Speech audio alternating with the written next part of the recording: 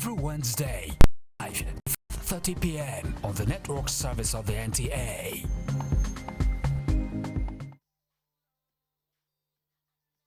Nation.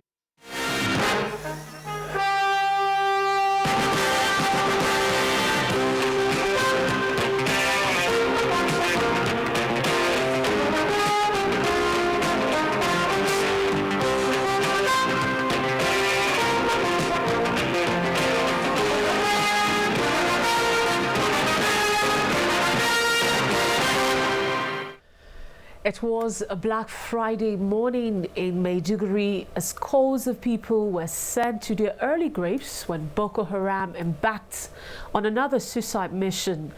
Just as Nigeria and Cameroon redefine strategies to stem the rising tide of Boko Haram terror. This is NTA News Panorama. I'm Rhoda Albo and thank you for joining us.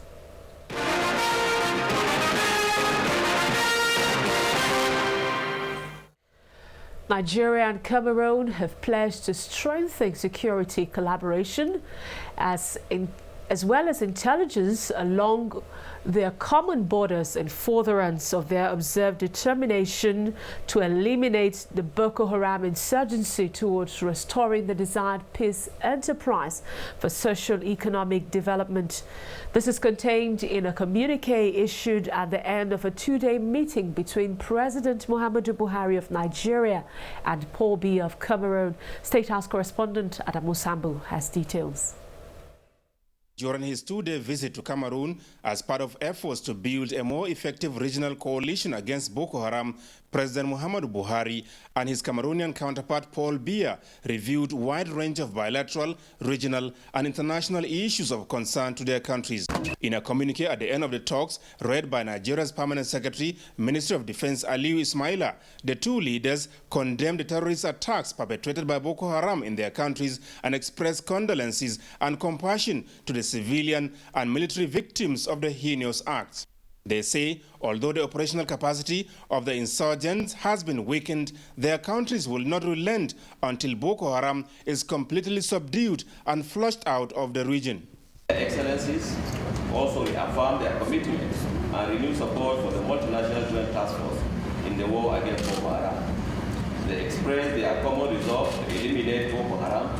In the face of persistent attacks at sea, they decided to enhance their security cooperation so as to make the coastal areas in land and sea waterways of Cameroon and Nigeria safer.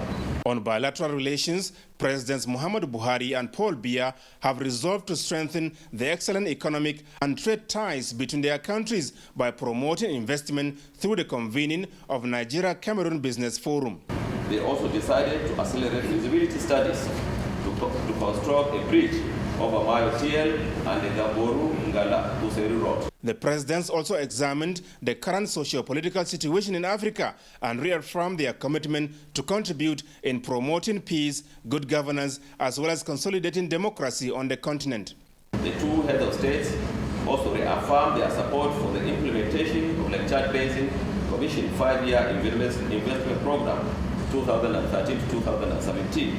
A colorful farewell ceremony was organized at Simalam International Airport, Yaoundé, in honor of President Muhammadu Buhari to demonstrate the excellent historic friendship, brotherly ties, and good neighborliness existing between Nigeria and Cameroon.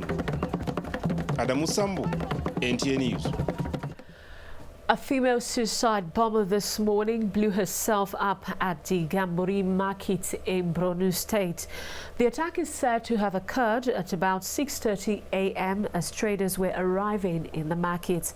About 5 persons are said to have died in the blast.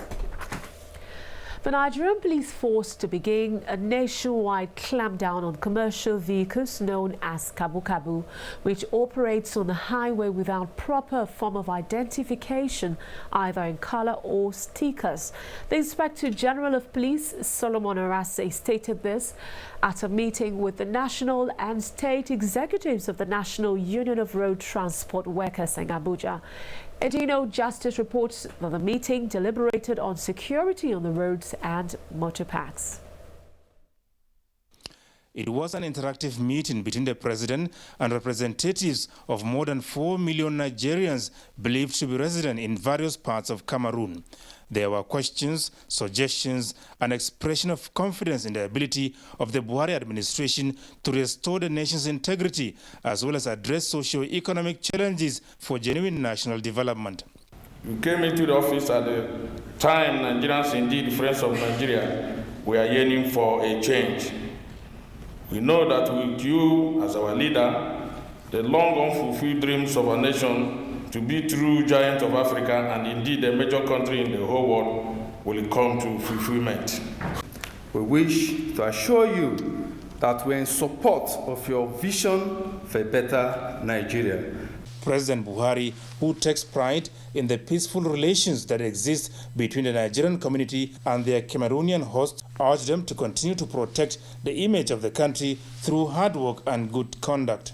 Let me assure you of the Nigerian government's commitment to see to your welfare and safety, even as you choose to make Cameroon your home. He promised that the federal government will build a stable economy through prudent fiscal policies aimed at guaranteeing growth and development, as well as fighting corruption in all its ramifications in the best interest of the country. This is against the background that corruption has over the years become a major stumbling block to our development. We therefore intend to kill it before it kills Nigeria. The president promised to end what he calls carelessness against innocent citizens by Boko Haram and defend the territorial integrity of Nigeria and protect lives and property of everyone in the country. The Nigerian High Commissioner to Cameroon, Hadiza Mustafa, spoke of steady improvement in the relations between Nigeria and Cameroon, as well as the renewed spirit of good neighborliness and cooperation. We welcome the opportunities that this visit provides to both countries to harness and exploit the huge potentials that exist in many sectors for the mutual benefit of our two peoples. The Nigerian community presented gifts to the president in appreciation of his visit and genuine efforts at making life better for Nigerians through the agenda for change. From Yaoundé in Cameroon, Adamu Sambu. All right, that was actually a report there of President Muhammadu Buhari, where he the Nigerian community in Cameroon, reassuring them of the positive change that his administration intends to bring to all spheres of the Nigerian economy. Earlier, we told you that the Nigerian police force is to begin a nationwide clampdown on commercial vehicles known as Kabu Kabu, which operates on highways without proper form of identification, either in color or stickers. The Inspector General of Police, Solomon Arase, stated this at a meeting with the national and state executives of the National Union of Road Transport Workers in Abuja. Edino Justice reports that the meeting deliberated on security on roads and motor parks. Motor parks across the country, especially those in the northeast, have become soft targets for insurgents, where many lives were lost and property worth millions of naira destroyed.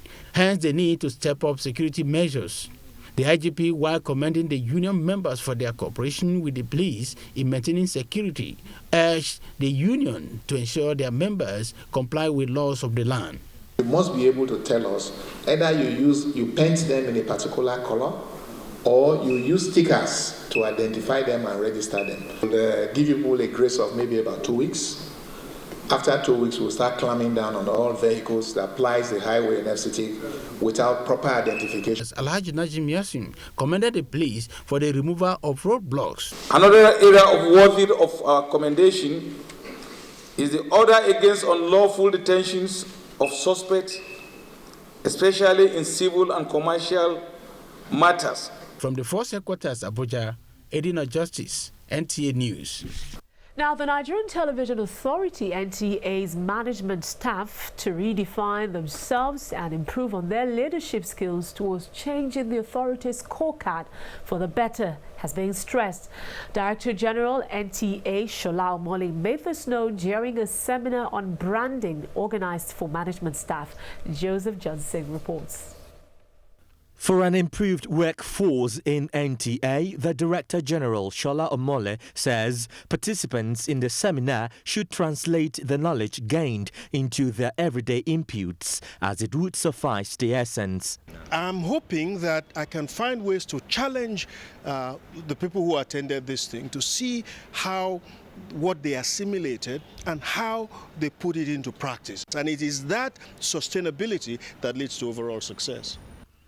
The resource person, Mr. Hubert Rampasat, was emphatic that aligning personal brand with corporate brand would go a long way to impacting positively on the employees' productivity level. If NTA performs better, NTA will act as a role model for the rest of the society and all other government organizations. Some participants praised the seminar as enlightening. I have been refreshed in the area of personal rebranding. If we're not doing it the way we should, we change the way we do things. The Authentic Governance Institute Nigeria NTA chapter was also launched. With Nigeria being in the era of change, the seminar couldn't be more timely, as NTA management staff have been challenged to bring about real change in the system in order to build NTA's brand, given its role model status in television broadcasting in Africa. In NTA headquarters, Abuja, Joseph Johnson, NTA News. You're watching Panorama on the NTA. Experts express worry over the growing whey bill on food importation. We'll bring you details of this report and other stories after these messages. Do stay with us. The struggle for independence had been a long and tough one. Our founding fathers and compatriots sacrificed their comfort and even shed their blood. We cannot at this point in history afford to spirit away their sacrifices for immediate but temporary gains of today. Let us emphasize what unites and not what divides us. Working for the unity of purpose with a stronger vision for a better tomorrow. NTA, growing with the nation. Together, no matter where you come from, no matter your religion, we are one. Let's live together. Let's stop fighting each other. Let us live as one. It doesn't matter where you come from, your tribe or religion, man, woman or child. It doesn't matter who you are. Put Nigeria first. No matter where you come from, no matter your religion, we are one. Let's live together. How can we develop when we're always in crisis? Families have become refugees in their country. No matter our differences, show some understanding. No matter where you come from, no matter your religion, we are one. Let's live together. Nigeria, the only country we can train with remarkable potentials to excel. Let us believe in ourselves and change our attitude for the sake of our country and generations unborn. Let us revive our cultural values, which are our essence as a nation. Let us renew the spirit of patriotism and hope in our dear country. Do not take or give bribe. Be punctual always. No more African time. We can't expect to be global citizens and operate on African time. Join the queue. Insist that people are attended to on a first-come basis, no matter who they are or where they come from. Nigeria, good people, great nation.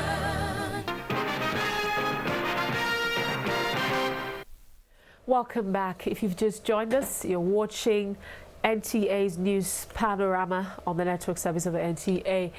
Investors in the agricultural sector have called for a review of laws of food importation while urging the Central Bank of Nigeria to review the conditions on loan for small and medium-scale enterprises.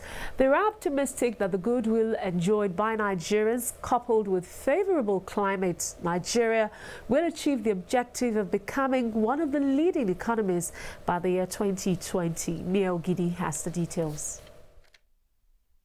As of 2014, Nigeria spends over 1.7 trillion naira on food importation. That is about 30% of the annual budget.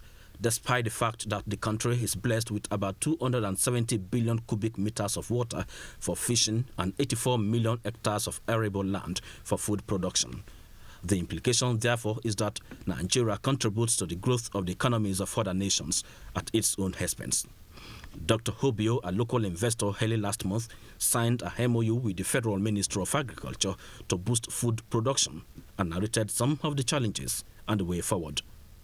We want them to be completely focused this time, the National Assembly I'm talking about, to look at ways of supporting this agricultural initiative of President Muhammadu Buhari. We need them to review the laws and possibly, as a matter of fact, stop importation of certain food items. He, however, commended the ongoing efforts by the Central Bank of Nigeria in encouraging local investors, especially in the agricultural sector. We need to support the ideas of the CBN governor. Currently, he rolled out some SME projects where small-scale farmers are also going to key in to begin food production. We need to move the Nigerian economy from the consumption economy to a production-based economy. If this is achieved, it will generate millions of jobs and revenue for the nation's coffers instead of depending solely on the unpredictable proceeds from the oil and gas sector. In Abuja, Mie Ogidi, NT News. Following the enactment of the 2015 Violence Against Persons Prohibition Act, the Ministry of Women Affairs and Social Development is advocating a replication of the act by states to conform with the modern-day realities. Talatu Ezerike reports that this was the thrust of a meeting which the ministry had with development partners in Abuja.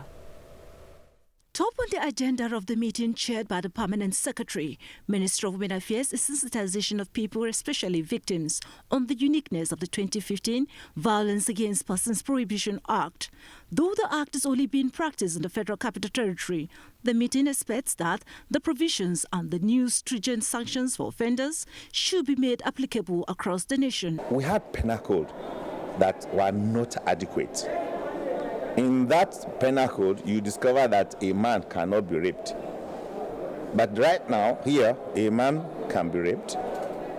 A woman can also be a rapist, and a lot of issues. A provision that prohibits the abandonment of spouse, children, and dependents.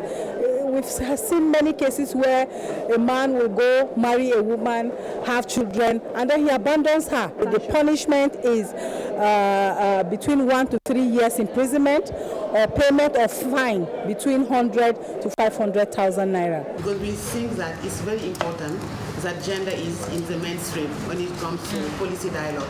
Another area of concern is for proper coordination for internally displaced persons. This is against some identified gaps of non-psychosocial support, unaccompanied children, and even criminal activities. We are going to support Federal Ministry of Women Affairs to see how we can develop a system so that standards are put in place. The interest of participants is to actualize workable programs that will bring about the desired change. Talatu Ezerike, NTA News. The chairman of the National Hajj Commission of Nigeria, Abdullahi Mukhtar, has appealed to the Controller General of Nigerian Immigration Service to give a proper directive to all states commands to address the challenge of intending pilgrims' passport rejection by the passport reader machines. He said this is to enable the affected persons perform the Hajj. Aliyu Tukro reports that he made the plea when he had a delegation to the service headquarters in Abuja on a courtesy visit. Following the implementation of the e-track and additional visa procedure by the National Hajj Commission, a system introduced by the Saudi government that required the uploading of intending pilgrims' data, such as accommodation and means of transportation in the Holy Land before getting visa, is facing some challenges where some passports are not accepted by the passport reading machines. The portal is open for Nigeria and all over the world for a certain number of days, after which it will be shut down. So once it is shut down and the data is not uploaded, which means that pilgrim will not have the opportunity to perform the Hajj. The Comptroller General of the Immigration Services, Mr. Paradang, said the services has already made all necessary arrangements to ensure that the 2015 Hajj operation is successful. We are mindful of security too. We would like to be sure that it's only Nigerians that hold Nigerian passports, it's only Nigerians that are allowed to travel here. The visit was also to discuss how to incorporate stakeholders such as airline operators, among others, to have a hitch-free Hajj. In Abuja, Aliu Tukur, NTA News. The Director General, Institute for National Transformation International, says one of the ways to address youth unemployment and insecurity is to help them understand the skill set, knowledge and resources needed to fulfill their life passion so that their youthful energy will be diverted towards national building. This was at a 3-day night training program organized by the Nigerian Christian Pilgrims Commission in collaboration with INTI for the 2015 Northern Youth Pilgrimage. Ifeanyi Ezumba reports. In those days, Jesus came from Nazareth and was baptized by John the Baptist in the River Jordan.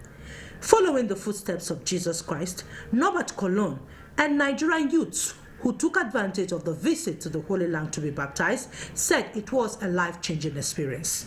Spiritually renewed in order to be his hands and feet and to be a disciple for him and bear fruit.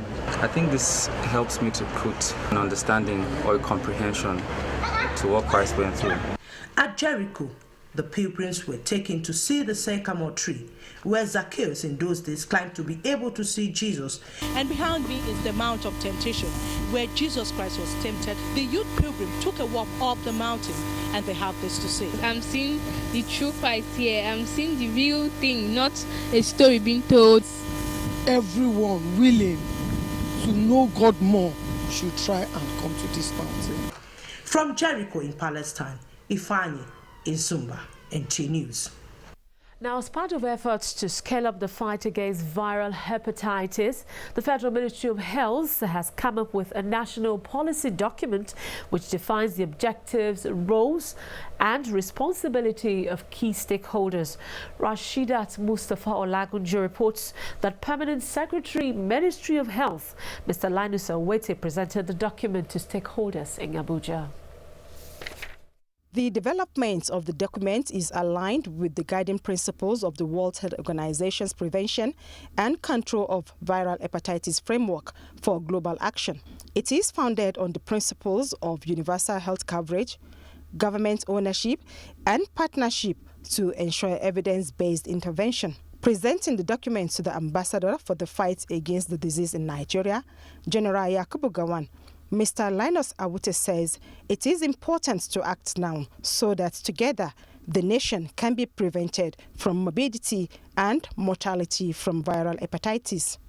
A means of cultivating the alliances of the various partners and then institutional arrangements of government whose activities also have direct bearing on health. And that is why we have considered it worthy to also have in our midst those that have been so recognized. I'd like to congratulate the Minister of Health for trying to deal with that problem. I would like to say thank you very much for inviting me and Yakubu Gowon Center to partner with you in dealing with, again, another serious health problem in Nigeria. The document is to also develop the backbone of Nigerian strategy for the prevention, control and management of viral hepatitis to ensure that the immunization program reach every child and adult, prevention from mother to child, ensuring safe blood and organ donation. In Abuja, Rashidat Mustafa Olagunju, NTA News. Now let's bring you up to date with some sports news. The Dream Team 6 as Super Falcons in high spirit ahead of this weekend's Olympic qualifiers. As International Olympic Committee set to announce the 2022 Winter Olympic host Friday in Kuala Lumpur. Details with Kene Imabudike on our sports update. Football enthusiasts in the country have called on coach Samson Siasia and his Dream Team 6 to ensure they remain in contention for the 2015 CAF Under-23 Championship by defeating their Congolese counterparts in Sunday's crucial second-round return leg fixture in Pont-Noir. The Nigerian team, which secured a narrow 2-1 win in the first leg a fortnight ago in Port Harcourt, Rivers State, is expected to arrive Pont-Noir on Friday via Addis Ababa, Ethiopia. When they get there, they should play more of defensive and try and get an early goal, because if the Congolese get a goal first, it's going to be a problem for Nigeria. We can go there and score them. Once we score them, that's the end for them. But we should not allow them to score. So we're already leading 2-1. Acting coach of Nigeria Super Falcons, Christopher Danjuma, insists that the 7-time African women champions will win the Battle of Bata when they confront Equatorial Guinea in the second round, second leg 2016 Olympics qualifier on Sunday. The Falcons, who departed the country on Thursday, were unable to claim an outright first leg win 2 weeks ago in Abuja as the game ended 1-1. The Nigerian side is bidding to avoid a back-to-back non-qualification for the Olympics, having failed to make the last edition in London in 2012. The International Olympic Committee, which is currently holding its 128th session at the Kuala Lumpur Convention Center, Malaysia, is set to announce the host for the 2022 Winter Olympic Games on Friday. Chinese city of Beijing, which is the favorite, is bidding to become the first city to host both the Winter and Summer Games, while the city of Almaty in Kazakhstan hopes to put itself on the international sporting map with a bid considered to be a long shot in sporting circles. With sports update, Kenayima Budike, NTA News.